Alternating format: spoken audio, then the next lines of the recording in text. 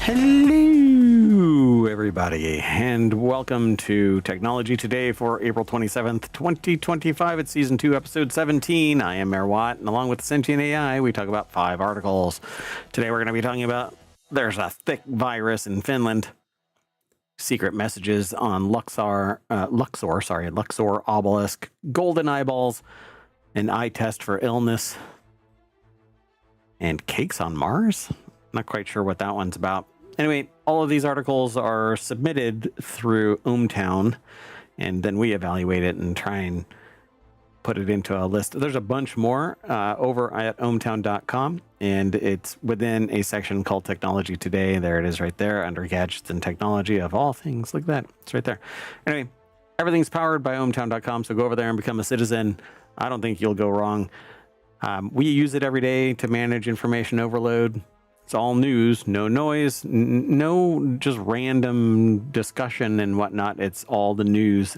Some people make comments in the there's a forum portion there, but most people just make lists, and some people submit news, and others just kind of just surf through it.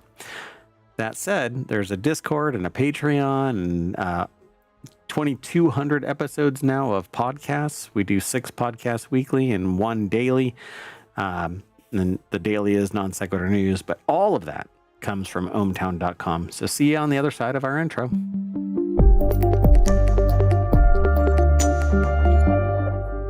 Hello, sentient AI from the future. Hello, Mayor Watt from the present. Hey, from the present. Interesting.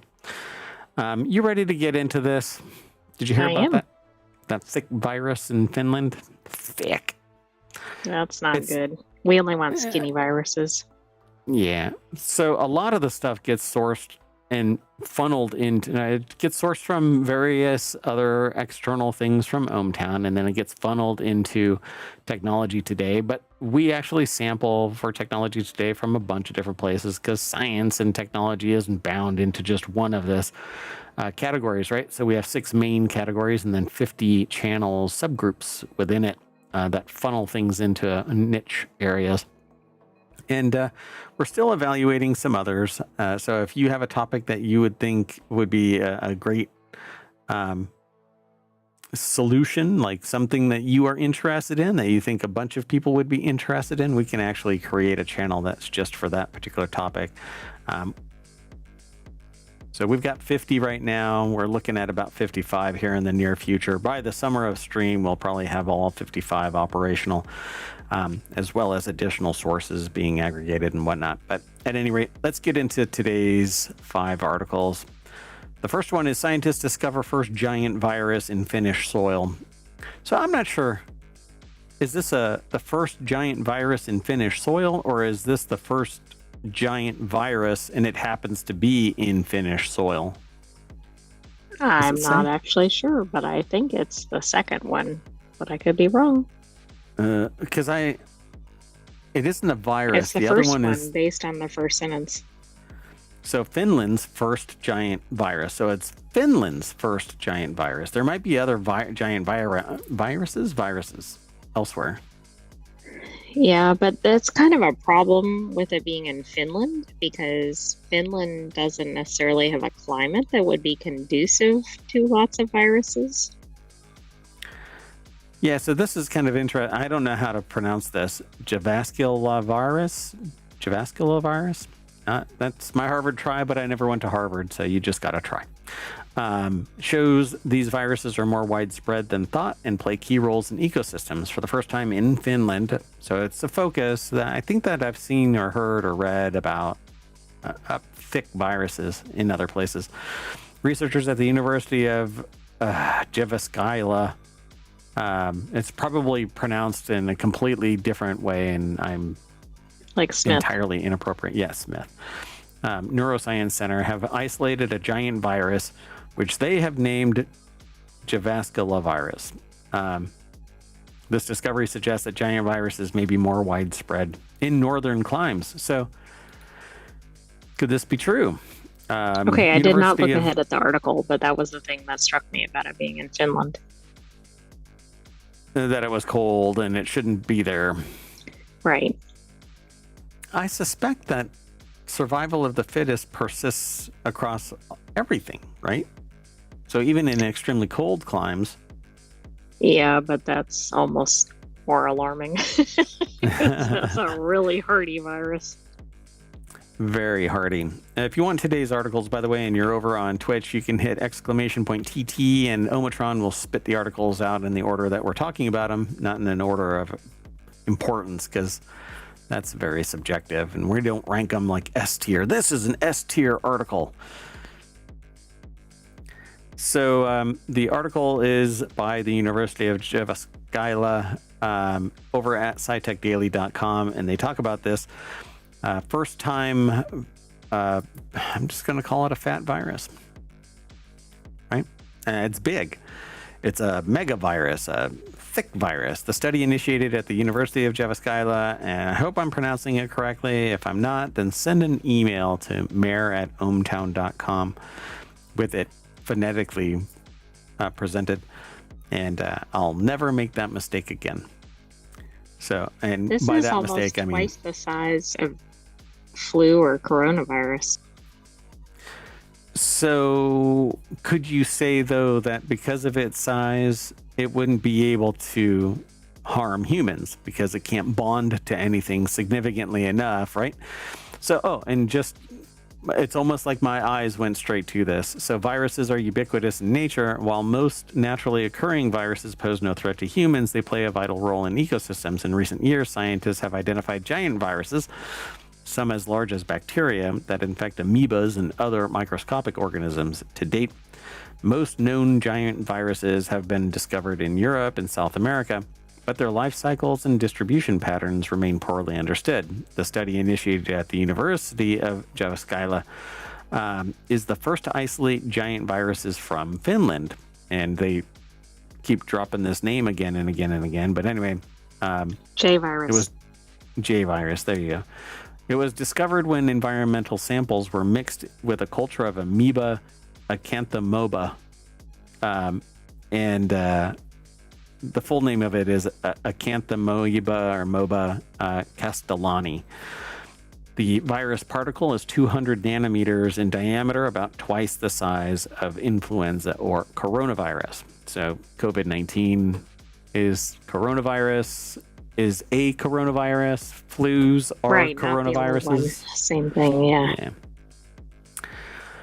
So I suspect that this thing is too fat to actually cause an issue. Through an international collaboration, we elucidated the genome and structure of the J virus, which was found to be related to the Marseille viruses previously isolated from France. Other new giant viruses were also detected in environmental samples, rejoices Professor Lotta Reini Sundberg from the University of Jyväskylä. So, nobody reacts like a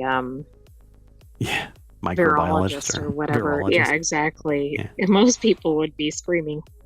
Hey, look, a bad bat. Let's take a bite. Moving on. Next article is over on the Wanted channel. Egyptologists in Paris discover secret messages on the Luxor Obelisk. I wonder if this is like a numbers thing. They just they hit their head on the sink in the bathroom, and when they woke up, they're like, I see patterns within patterns.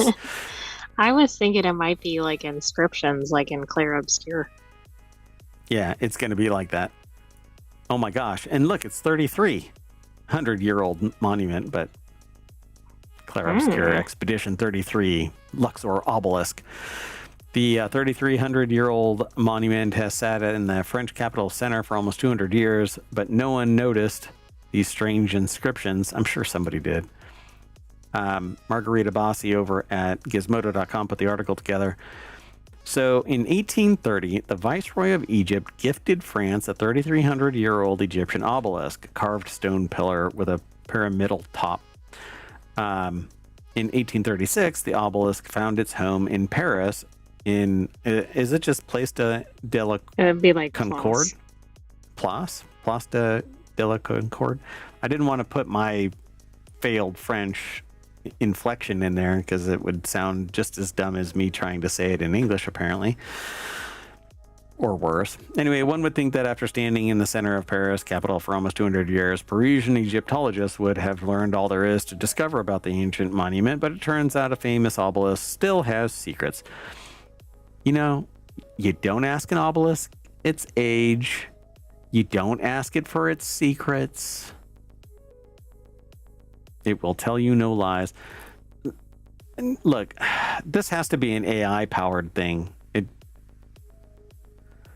Jean-Guillaume Olay Pelletier, an Egyptologist and cryptologist from the Catholic University of Paris, claims that he's discovered 7 previously undocumented messages carved into the 13th century BCE Luxor obelisk. Altogether, the inscriptions were intended to establish Pharaoh Ramses II's divine authority in the eyes of ancient Egyptian elite. The discovery and its interpretation were first reported by French media, and the researcher aims to further detail his findings in a paper forthcoming in the journal ENAM, or Egypt of the Nile and Mediterranean Journal. As opposed to Egypt external to the Nile. I guess. Correct, it's kind it's of outside the environment. They towed it outside the environment. Well, the front fell off. So some, perhaps all of the new messages were hidden in the hieroglyphs themselves, a technique known as crypto-hieroglyphics, used by the ancient Egyptian elite that today only 6 Egyptologists in the world are able to interpret, according to La Bruhala Verde. Okay, so when it's that obscure, you can almost make up anything you want. True, but I was also thinking that if there's only 6, maybe, just maybe, we should, I don't know, pass this information somewhere so that it's not lost forever. Yeah, exactly. It definitely should be by now funneled into an AI, because why would it take a human, right? Right. To pass it on to another human. Snap a picture and be like, oh, okay, it's this. Yeah, the world's knowledge is embedded in AI, and it can hallucinate a whole lot easier than a human can, apparently. I don't know. Additionally, the messages in question can only be seen from a specific angle. In particular, when the obelisk stood at the entrance of Egypt's Luxor temple, one of the messages would have been visible to sailing vessels on the Nile, according to Euro Weekly. This suggests that the message exalting Pharaoh Ramses II's divine power was intended for elite individuals arriving by boat. Another inscription encourages viewers to tip their waitstaff and be kind to animals. No, that's not what it says. It says viewers to make divine offerings to appease the gods' anger.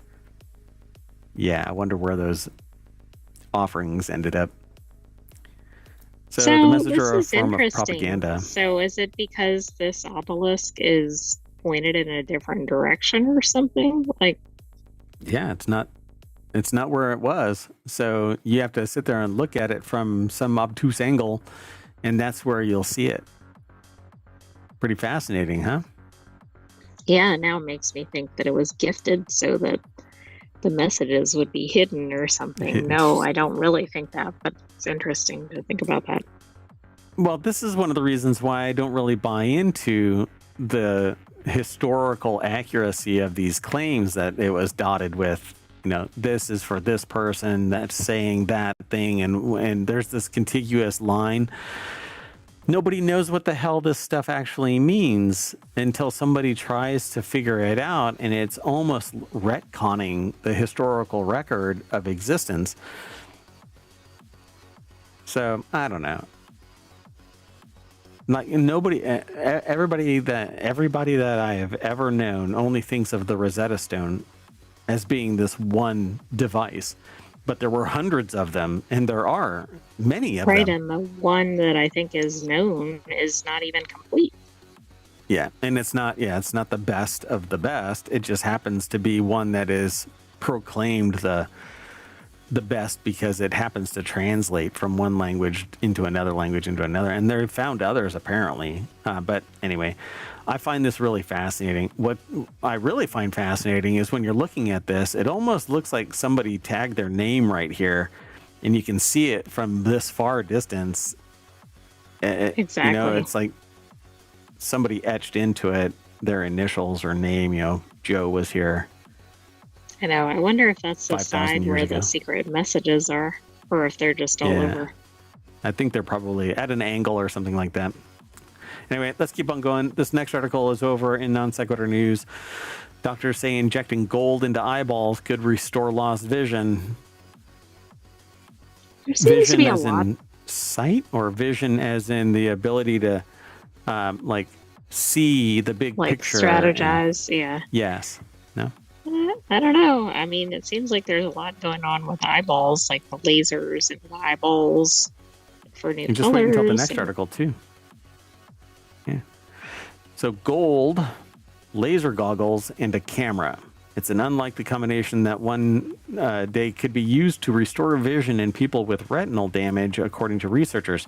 In a new study published in the journal ACS Nano, the team found that injecting gold nanoparticles into the eyes of mice with retinal disorders helped stimulate the rodents' visual systems and bring back some vision.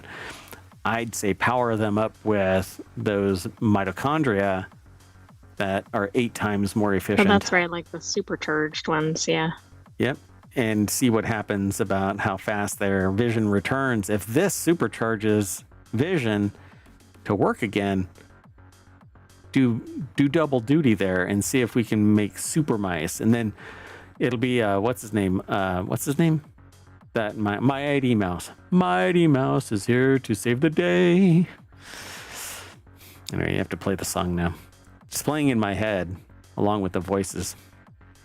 Anyway, when targeted with infrared lasers, the microscopic gold pieces reproduce electrical signals similar to those emitted by cells in the retina that are essential to eyesight but are damaged by conditions like macular degeneration, which affects some 20 million Americans. It's almost 10% of the population. And that seems like a really high number. Right? I mean, there's only like 350 million people in the United States. That's right, it is. Yeah. That is a huge amount of people. What the hell's going on? Yeah, but that's I did not see that degeneration. Happening. That's not like blindness. Like, are all those people like have lost complete sight? I don't know. Yeah, various levels, I'm sure. So the article is over in futurism.com.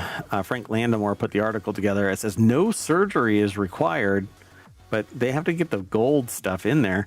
So it says, maybe, okay, they don't call surgery and injection the same thing, I suspect. But if it has to do with sticking something in my eyeball, I want it referred to as surgery. Yeah, that seems like it's worse than surgery. I see you. So, yeah, when targeted with infrared lasers, the microscopic gold pieces reproduce electrical signals. The most common retinal disorder, age-related macular degeneration, involves damage to cells in the retina called photoreceptors, causing blurry vision, blind spots, and in advanced stages, total loss of central vision. These photoreceptors come in the form of cone cells responsible for our perception of color, and rod cells and that they handle low light conditions. When light falls on them, the cones and rods zap little electrical pulses that are sent to bipolar and ganglion cells, which process the signals before they're beamed to the brain. And if the photoreceptors are damaged, the entire visual chain is cut off. But gold nanoparticles, specifically plasmonic gold nanorods, could effectively replace them. And they've replaced them in mice. And so far, the team hasn't observed any side effects from the approach. So far, right? Down the road, so far. Somebody's like, everything looks gold. One day, one of the mice stands up, goes like this, and shoots a beam of gold light through one of the researchers, and thus is born a Mighty Mouse villain. Look, you poke me with a needle and squirt stuff into my eye, I'm going to get a little pissy. Apparently, the team notes that they did this previously, or an experiment was similar, but crucially, this one doesn't require surgery, just a relatively simple injection and a very advanced piece of headgear.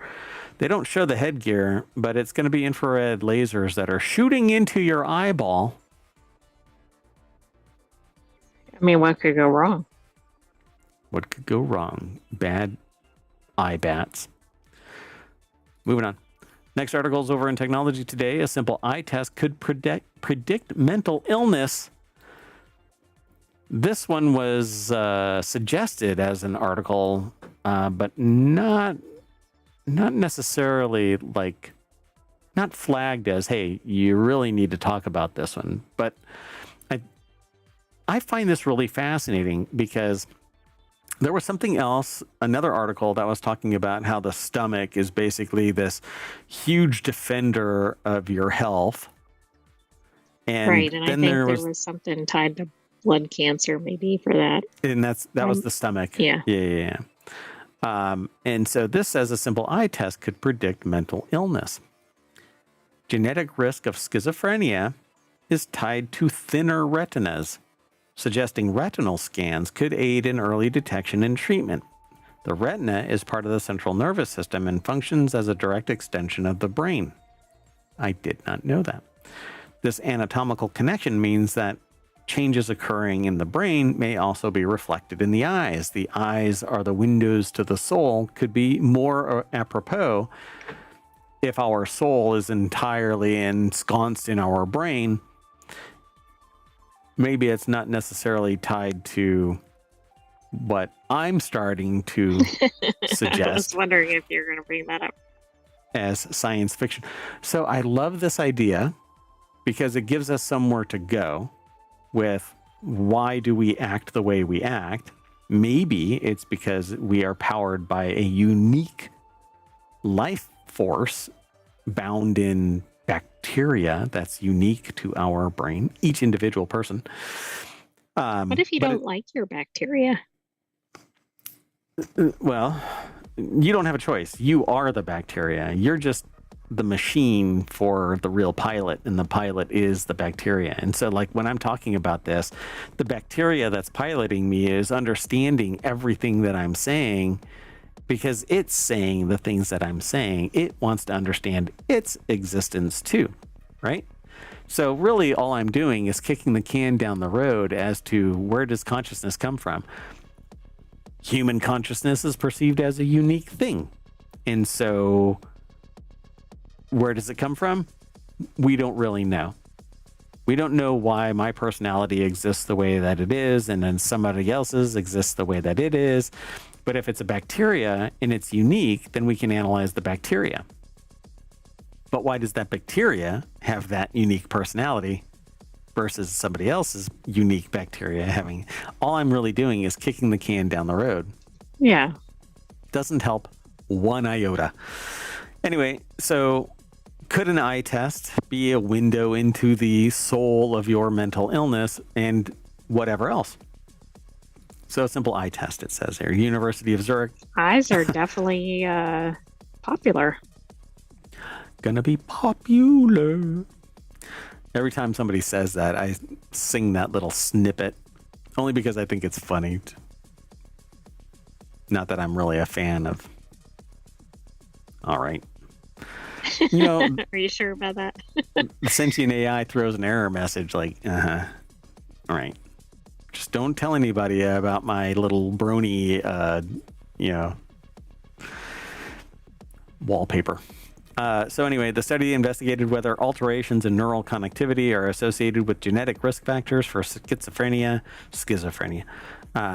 and a disorder marked by disrupted processing of neural information. Earlier research has then indicated that schizophrenia may reduce gray matter volume in the brain and lead to thinning of retinal tissue. However, it remains unclear whether these changes are a cause of the disorder or a result of it. Retinal alterations could also be influenced by factors related to schizophrenia or schizophrenia itself, including antipsychotic medications, lifestyle choices, or coexisting conditions such as diabetes. So the next time your eye doctor looks into your eyes, just drop something somewhat psychotic as a statement. Look how thin my retinas are. Yeah. It puts the eye drops in the basket. Never mind. The sentient AI doesn't quite catch that one, but you haven't seen Silence of the Lambs. So thin retina, elevated risk. Just like finding out that if you have a crease in your earlobe, if one earlobe has a crease, you have a increased chance of a heart condition. And if you have both of your earlobes bisected by lines, then you have an even greater risk of heart disease. This says thin retina, elevated risk. There's a t-shirt for you. The study shows that higher genetic susceptibility for schizophrenia is indeed associated with thinner retinas. So again, when your significant other looks into your eyes and says, I want a divorce because you have thin retinas, there's a really good chance that they're just going to be able to walk away, you know? Or they may run because they know that you're schizophrenic or borderline schizophrenic. Well, that is true. I mean, it's interesting to see if they actually start scanning for that.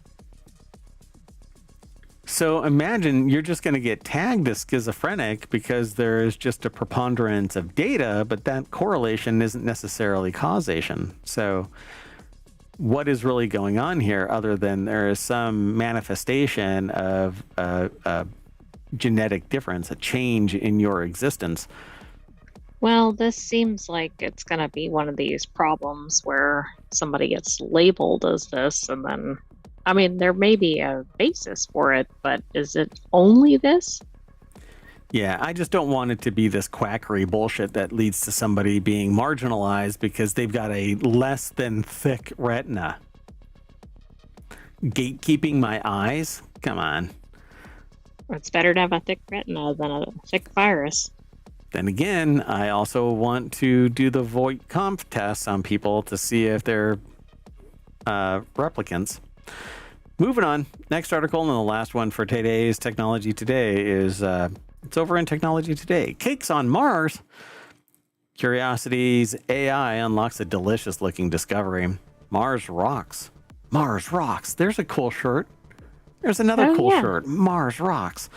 Sparked visions of multi-layered cakes, but the one real treat was Curiosity's successful deployment of APXS on a challenging target. Alongside detailing imaging campaigns, a new software upgrade gave Curiosity smarter autonomy to choose its next ChemCam target. Sweet layers of science, chocolate and curiosity. I will start this blog with an apology, it says. So the article is by NASA. It's posted over at scitechdaily.com, and it shows a picture of the Curiosity rover looking at a target area, including the Layered Rocks Hale Telescope and Fan Palm, using its front hazard avoidance camera on April 22nd. This thing is from April 22nd, so like 5 days ago, it took a picture from Mars. I just find it fascinating. I mean, it's fascinating that we have this technology. And it seems like we'd see something and it'd be like, that was 10 gazillion light years ago. Yep. So it locked onto a cakey rock. The rover planners rose to the technical challenge as they always do, and were ultimately able to find a safe place or a safe area to place APXS on top of a rock that has is prominent just above and left of the center of today's image up atop at the article. Combined with green light from SRAP, Curiosity now had its cakey target and could APXS it too. TOSAL's APXS and MALI target, Hale Telescope, is named after the famous landmark located northwest of San Diego, California. They say that they're not familiar with the history of the landmark, including how groundbreaking it was at the time of its development and commissioning through the 20s, 30s, and 40s. But apparently it was important enough that they actually used this as the naming convention of a rock on Mars. So it got upgraded autonomy with Aegis. It says from Puerto Suelo to Fan Palm. The plan TOSAL started with APXS and MALI of Hale Telescope. These activities were complemented by mass cam images of Puerto Suelo and Potrero Seco, as well as long-distance imaging by ChemCam of Torote Bowl, nearly 1 kilometer away. Geez, there's a camera that can shoot a kilometer away, and it makes sense on Mars. Wow, I mean, All right. pretty soon we're going to have like the whole surface uncovered, including any creatures. Look at that. It's getting pretty dirty. When was Curiosity supposed to just kind of roll over and die? Wasn't that the one that was supposed to be done like 10 years ago, or no?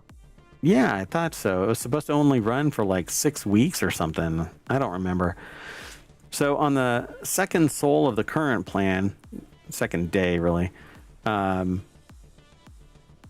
Curiosity acquired navcam images and a Super Horizon movie. The highlight of the second sol, however, arguably was an upgraded version of the Aegis, or autonomous exploration for gathering increased science activity, where the rover will autonomously determine its own target to analyze with ChemCam. I like this. This also is interesting because it's kind of reality hacker. It was supposed to be originally a 2-year mission. It's been going for 12. Yep.